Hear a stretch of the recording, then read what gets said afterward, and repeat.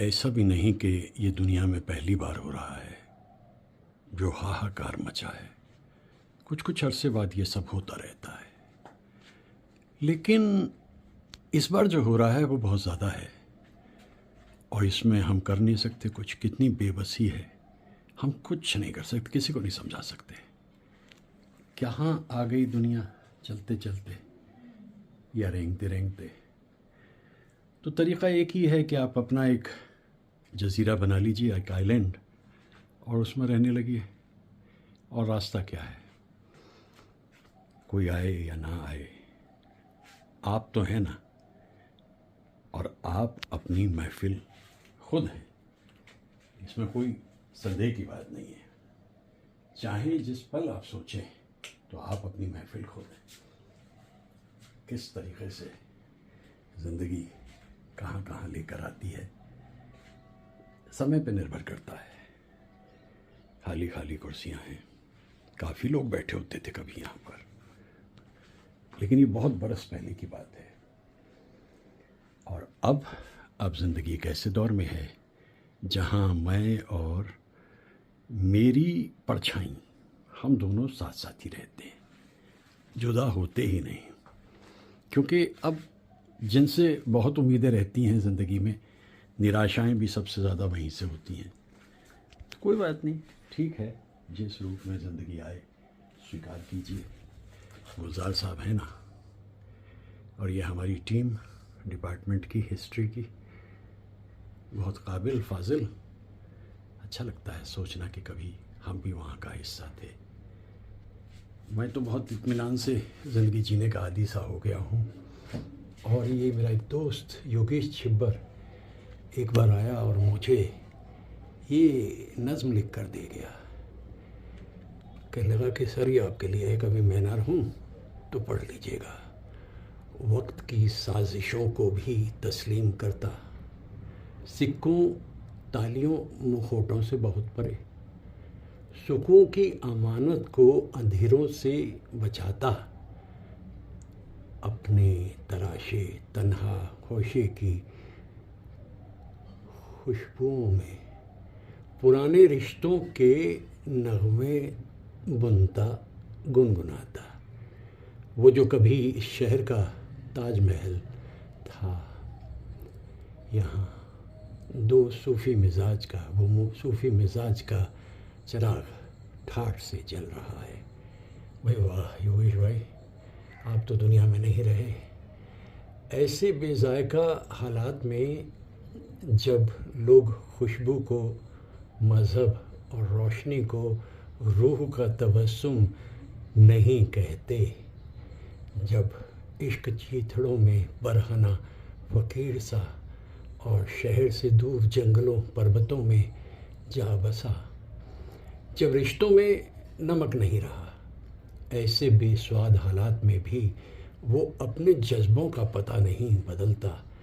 लाख ज़माना बदल रहा है, शुक्र है खालिस ज़िंदगी की ताक में वो सूफ़ी मिजाज का चिराग जल रहा है, ठाठ से जल रहा है।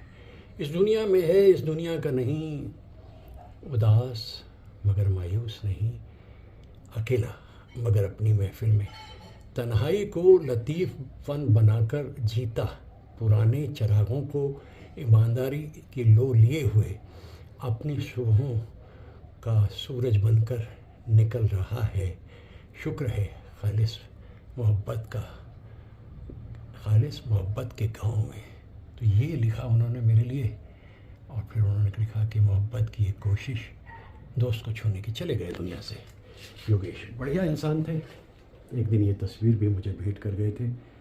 एक फंक्शन में ज़िद थी, उन्हें अवार्ड मिलना था, तो उन्होंने कहा ये अवार्ड मैं रमेश दत्त से लूँगा, और ये तस्वीर भी वो मुझे दे गए थे। योगेश छिब्बर याद आते हैं, और बहुत लोग याद आते हैं। समय है, परिवर्तनशील है। ये वो ट्रॉफीज़ जो जीती थी कभी बचपन में, आज मेरे लिए एक ऐसी मधुर याद लेकर आती हैं। जब अनाउंस होता था रिज़ल्ट और रमेश दत्त को मिलती थी फर्स्ट पुरस्कार, वही ये खुशियाँ तो ज़िंदगी की अनोखी और अनूठी हैं, बेहतरीन है। ज़िंदगी की एक नई दिशा को रहनुमा बने हमारे ये गुरु, और एक बच्ची ने हमारे लिए ये बनाया था। कितना कुछ याद आता है। जब मैं इस कमरे में आता हूँ। इसे मैंने अपने जीते जी अपना म्यूज़ियम बना लिया है। म्यूज़ियम तो देखिए कहाँ से ज़िंदगी कहाँ तक आती है, और देखिए ज़िंदगी कहाँ से कहाँ ले जाती है। सभी लोग हैं, रस्किन बॉन्ड सर हैं, विश्वमोहन भट्ट हैं, और अमिताभ घोष हैं, और यहाँ देखिए अब्दुल कलाम साहब भी हैं, और यहाँ वी.के. मूर्ति जो गुरुदत्त की जान थे, इरफान हबीब कमाल के साहित्यकार, हेमा मालिनी, टॉम ऑल्टर, अमीन सैनी साहब, तिलक टंडन, कितने सारे लोग यहाँ मौजूद हैं। तो मैं अकेला कभी होता नहीं इस महफ़िल में, ये सब मेरे साथ ही रहते हैं और गुज़रे हुए दौर की एक ऐसी खूबसूरत सी याद दे जाते हैं जिसे मैं हमेशा बचा के संभाल के संवार के रखता हूँ। यहाँ परीक्षित सानी भी है। कैसा खूबसूरत मंज़र है ना ये। मित्र कंवलजीत फिल्म इंडस्ट्री तक जो भी पा सका, पहुँचा सका, इन्हीं की वजह से।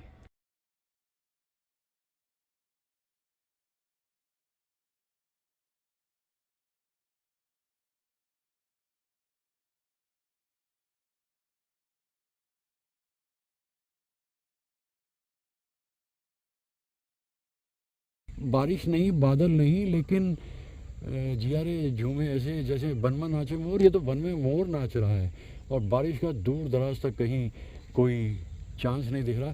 देखिए खुशी क्या होती है कि आप मौसम का इंतज़ार ना करें, आप किसी के आने का इंतज़ार ना। देखिए क्या खूबसूरत, मुझे बहुत दिनों के बाद ऐसा नृत्य करता हुआ मोर दिखा है। और अभी तो दूर दराज तक बारिश, हाँ दूर तक कहीं बारिश का नामो निशान नहीं। वाकई मस्त मयूरा नाचे, आई बसंती रुस रथवंती, आई बसंती रुत रसवंती, स्वप्न हुए सब सांचे, मस्त मयूरा नाचे। कितने खूबसूरत अंदाज में इसने नृत्य किया, अपनी धुन संभाली और तौबा ये मतवाली चाल करता हुआ चल दिया ये मयूरा। मैंने कहा था इससे नाच रे मयूरा, और इसने नाच शुरू कर दिया। वाह, गाने गा रहे थे एकदम।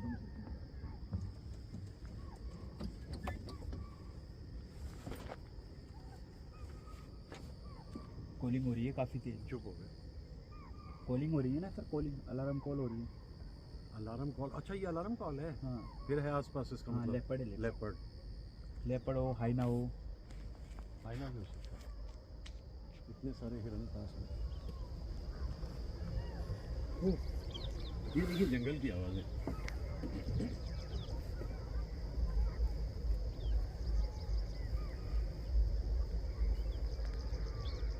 ये अलग अलग तरह की आवाज़ है।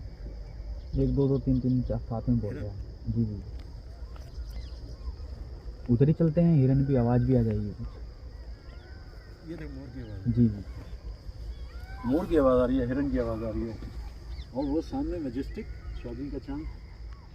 इठलाती हवा नीलम सा गगन, कलियों में है बेहोशी की नमी, ऐसे में भी क्यों बेचैन है दिल, जीवन में न जाने क्या है कमी, क्यों आग सी लगा के गुमसुम है चांदनी, सोने भी नहीं देता मौसम का ये इशारा। मैं थोड़ी देर इनकी आवाज़ सुनना चाहता हूँ, मुख्तलिफ आवाज़ है, मोर भी है, हिरन भी है।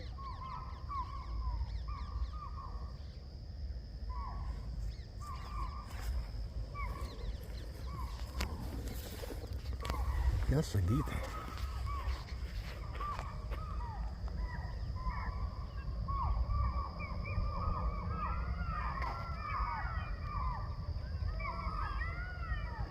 ये मोर की आवाज़ है।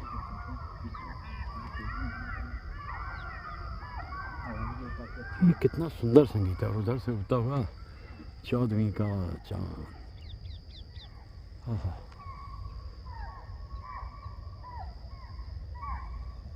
कितनी मधुर आवाज़ें हैं ये सब।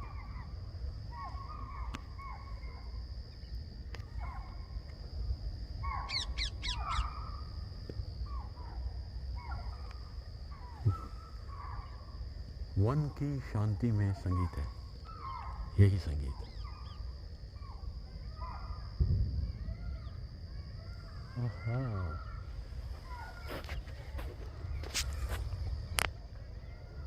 आहा, क्या दृश्य है। डूब चुका है सूरज, उग रहा है चांद 14वीं का, और ये आवाज़ें, इतना मधुर संगीत।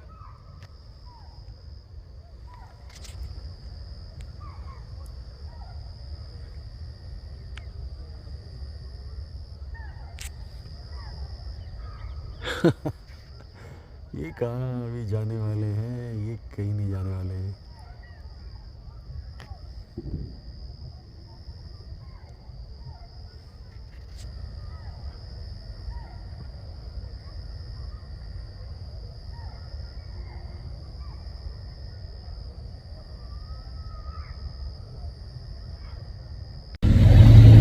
ओल बेले राही तुझको मंजिल कहाँ बुलाए, किसको सफ़र में कौन कहाँ मिल जाए। जैसे साथी की दो लहरें चुपके से मिल जाए, चुपके से मिल जाए।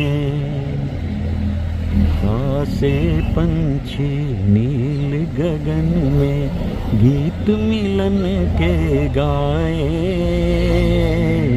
गीत मिलन के गाए। ये जो परिंदों की नगरी है, ये तो मुझे बड़ी अजब सी दिखाई दे रही है, खूबसूरत भी दिखाई दे रही है। मुझे तो यूँ लगता है कि परिंदों की नगरी में आ गया हूँ मैं, आ गया हूँ ये रानाइया देख चकरा गया हूँ मैं। रानाइया इसलिए कि देखिए वो परिंदे थोड़े अलग तरह के हैं और ये अलग तरह का परिंदा है। ये भी बैठा हुआ यहाँ पे उनके बीच में यही महसूस कर रहा है जैसे ये पार्ट ऑफ इट है। इसे भी कोई यहाँ कुछ नहीं कह रहा, इत्मीनान से देख रहा है, समझ रहा है। और ये जो भावना है अगर इंसानों में आ जाए मिलजुल के रहने की, तो दुनिया कितनी खूबसूरत हो सकती है। और इन पंछियों की ज़िंदगी, इनकी दुनिया, इसमें मुझे तो सिर्फ यही लगता है प्यार मोहब्बत के सिवा यहाँ और कुछ भी नहीं है। तभी तो चुपचाप खामोशी से जिसने जो चुगना है वो चुग रहा है, और बाकी ये परिंदा यहाँ से खड़ा देख रहा है। यार तुम्हारी तो अपनी एक जमात है पूरी की पूरी, काश मेरी भी बिरादरी यहाँ होती, लेकिन इस बिरादरी ने इसे अलग नहीं किया। वो भी कह रहे हैं कि तेरा मन करे तो आगे बढ़ और हम तेरे को अपने बीच में कबूल करते हैं। तो ये कुछ ऐसे ख्यालात इन चीज़ों को देखकर मेरे मन में आने लगते हैं। मैं फिर इन गीतों को समझ लगता हूँ। कहते हैं प्यार जिसको पंछी ज़रा बता दे, उड़ना खुली हवा में ओ बेजुबां सिखा दे। अच्छा ये परिंदे थोड़ी देर यहाँ बैठेंगे, इसके बाद ये उड़ कर कहीं और चले जाएंगे।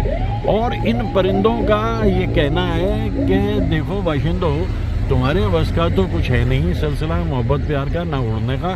तुम तो ज़मीन में जिस रूप में धंसे हुए हो वहीं पे रहो। एक आडम्बर है, एक बवंडर है, और पैसे की भागम भाग में लगे हुए तुम लोग हमारी आज़ादी को नहीं समझ पाओगे, यहाँ तक नहीं पहुँच पाओगे। कोशिश करके देखना चाहो तो कर लो, कामयाबी मिलेगी तो हमें भी खुशी होगी कि चलिए हमारी बिरादरी में इजाफा हो रहा है। इतने सुंदर परिंदे, खूबसूरत, और ये ख्याल मेरे मन में आते हुए इन परिंदों को देखकर।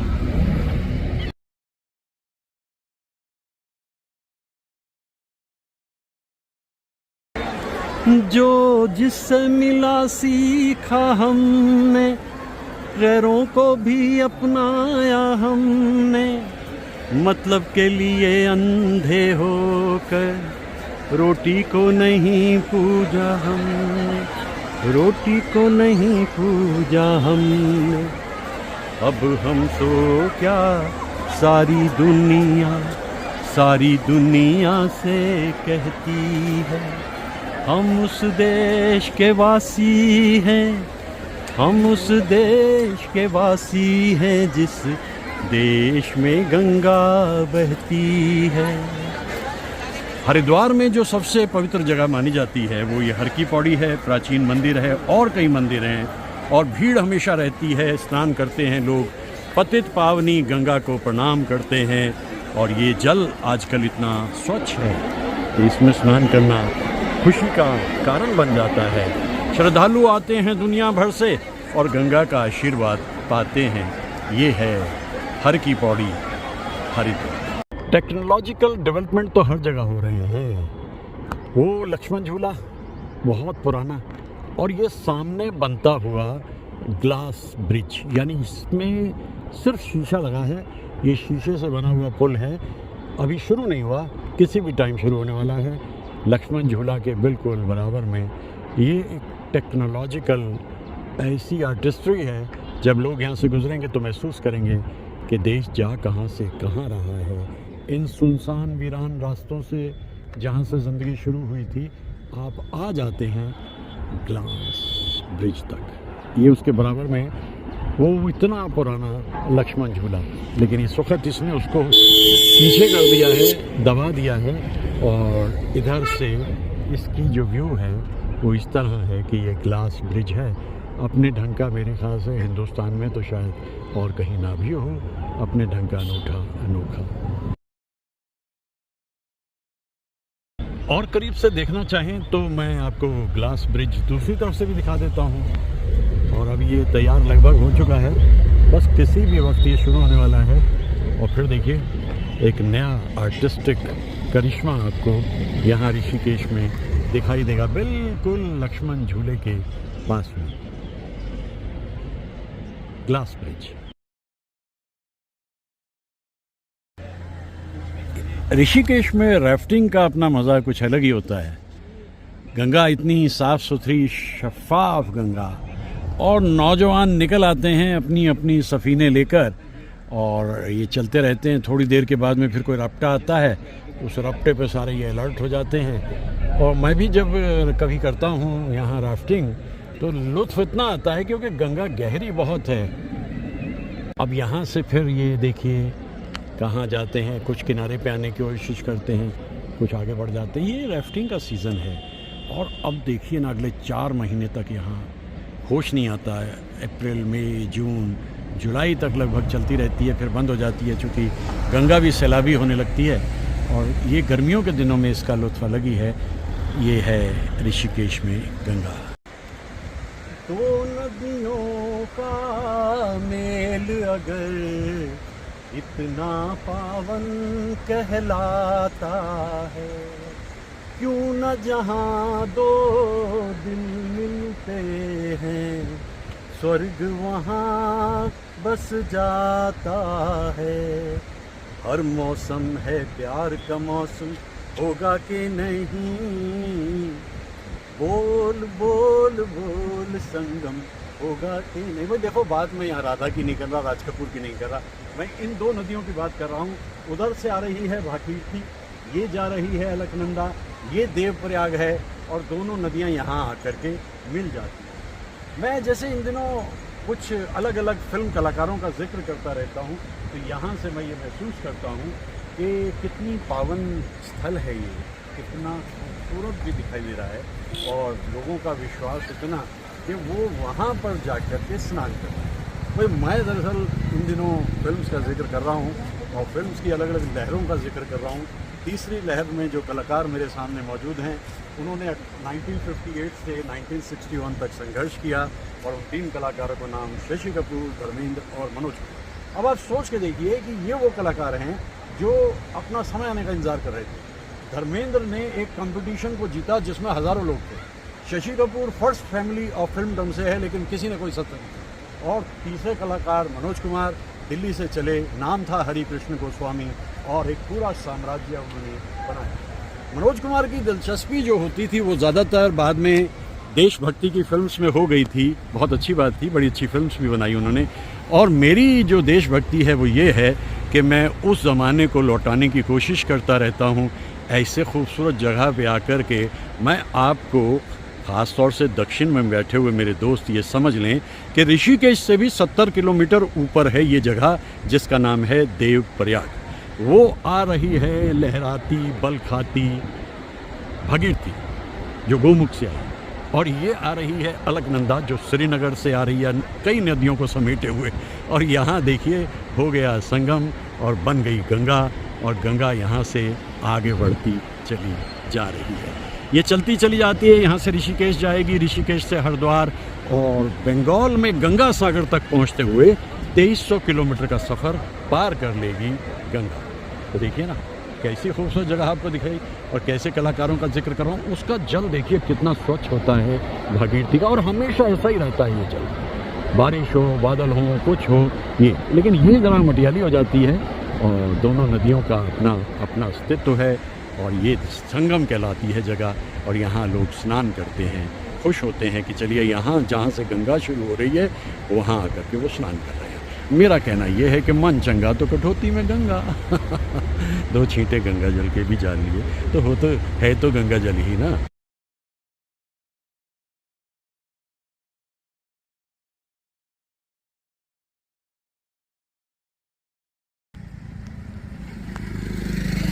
होली भी छिन गई है, बेंचें भी छिन गई है, सड़कों पे घूमता है अब कारवां हमारा। जेबें हैं अपनी खाली, क्यों देता वरना गाली वो संतरी हमारा, बासुबा हमारा, चीनो अरब हमारा, हिंदुस्तान हमारा, रहने को घर नहीं है, सारा जहां हमारा, आहा हा हा हा हा। 1947 में जब आज़ादी मिल गई हिंदुस्तान को, तो ये गाना उसके 12 साल बाद का है, यानी लगभग 59 के करीब शायर ने इस गीत को लिखा। उन्हें बड़ी उम्मीद थी कि तब्दीली आई है तो बहुत बड़े पैमाने पे तब्दीली आएगी, लेकिन तब्दीली क्या आई, मुफलिसी ने जैसे मुंह खोल लिया। और ऐसे हालात के अंदर शाहिर ने इन अल्फाज को इस तरीके से रखा कि आज़ादी मिली जरूर, लेकिन इसमें एक हिस्से को ही फ़ायदा हुआ, ये उनका सोचना है। और मैं ये सोचता हूँ कि इस वक्त आज़ादी को मिले हुए 75 बरस भी पार हो गए, एक हिस्सा अभी भी ऐसे हालात में जीता है। और उसकी बड़ी वजह क्या है कि मैंने पढ़ा था कहीं पर कि हिंदुस्तान का 1% इंसान जो है, लोग जो हैं, उनके पास 40% पैसा है हिंदुस्तान के। अगर ऐसा है तो फिर सोच के देखिए कि हालात तो ऐसे होने ही हैं ना। लेकिन फिर भी मैं ये कहता हूँ कि जो ख़ास बात है हमारे देश की, मिलजुल के इस वतन को ऐसा बनाएंगे हम, हैरत से मुँह लगेगा सारा जहां हमारा, अरब हमारा, हिंदुस्तान हमारा, रहने को सारा जहां हमारा। इस फिल्म को जब भी कभी मैं देखता हूँ, मैं ये पाता हूँ कि राज कपूर ने इसमें अदाकारी जो की वो बहुत अपने ढंग की अनोखी थी। और इस फिल्म में जो संगीत है ख़याम साहब का, साहिर साहब के गीत हैं, और मुकेश साहब ने जिस अंदाज़ में इसको गाया है, उससे यही लगता है कि और कुछ हो ना हो, एक नीला आसमान तो है ही, और ये सड़कें कभी कहीं पहुंचा देती हैं और कभी रास्ते में ही भटका देती हैं। उजाड़ से दिखने वाले ये शजर और इनके नीचे से होकर जाती हुई एक डगर, ये ऐसा जताते हैं कि अभी बहुत कुछ करना है। और मैं अभी भी अपने देश के निवासियों पे इसलिए बहुत ज़्यादा यकीन करता हूँ, वो हालात कैसे भी हों वो जीना जानते हैं। वो जानते हैं कि कोई शिकायतों से कुछ मिलता नहीं। ये नीला आसमान अभी भी एक हिस्से के हाथ में है, और जिस दिन परिवर्तन आएगा तो उसमें इनके पास भी कुछ होगा। और फिर साहिर के अलावा कोई और व्यक्ति कहीं जाकर के लिखेगा कि वो ख्वाब जो साहिर ने देखा था वो पूरा हुआ। वो सुबह कभी तो आएगी, वो सुबह कभी तो आएगी, वो सुबह। फिर एक और बात समझ में आती है, वो सुबह कभी तो आएगी, वो सुबह हमी से आएगी। हम भारतवासी जो इतना परिश्रम करते हैं, इतनी मेहनत करते हैं ईमानदारी से, ज़्यादातर लोग ईमानदारी से जीते हैं। बीच में बहुत से लोग ठूंग भी मार जाते हैं, ठूंग मारना आप जानते ही हैं क्या होता है, लेकिन ज़्यादातर लोग ईमानदारी से जीते हैं, इत्मीनान से काम करते हैं, फिर भी आने वाले कल में यकीन रखते हैं। ये गीत मुझे जब भी याद आता है, मैं इन झोपड़ियों की तरफ अपना मुंह करता हूँ और सोचता हूँ कि किस तरह के ख्वाब तो यहाँ भी पलते होंगे, लेकिन मिलता उतना नहीं जितनी मेहनत ये लोग करते हैं। खैर, वो सुबह कभी तो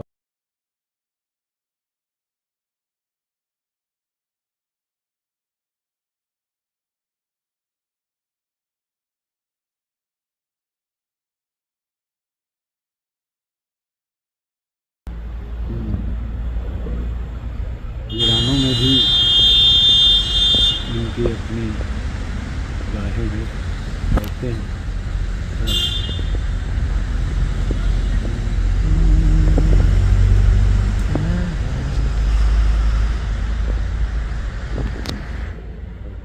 झुंड का झुंड है।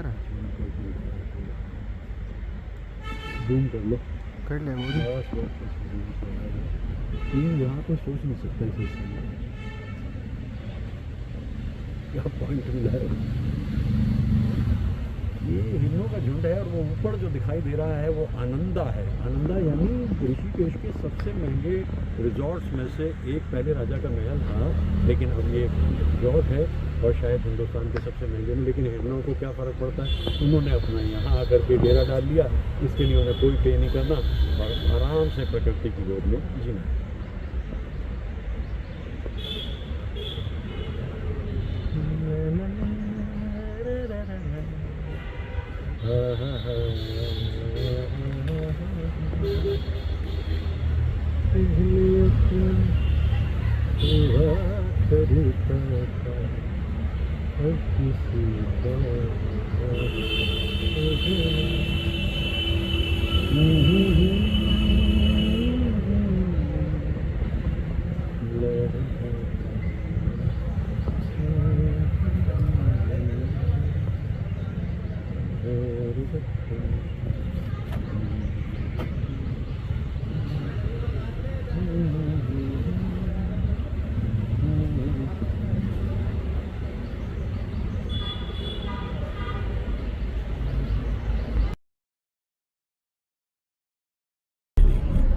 ये देखिए, ये देखिए, जंगलों के ये हैं वो चरिंदे जो कुछ ना कुछ तलाश करते रहते हैं खाने के लिए। क्या करें, भूख से बड़ी सच्चाई भी दुनिया में क्या है। बाशिंदे हों, चरिंदे हों, परिंदे हों, भूख तो एक सत्य है और ये भी बैठे इंतज़ार कर रहे हैं कि कहीं कुछ मिलेगा। जंगलों में भूख बहुत तेज़ी से पनपती है, इन्हें भी कुछ नहीं मिलता, फिर भी रूखा सूखा जो मिलता है उसके ज़रिए अपना काम चला लेते हैं और वो इंतज़ार कर रहे हैं कहीं से कुछ आए।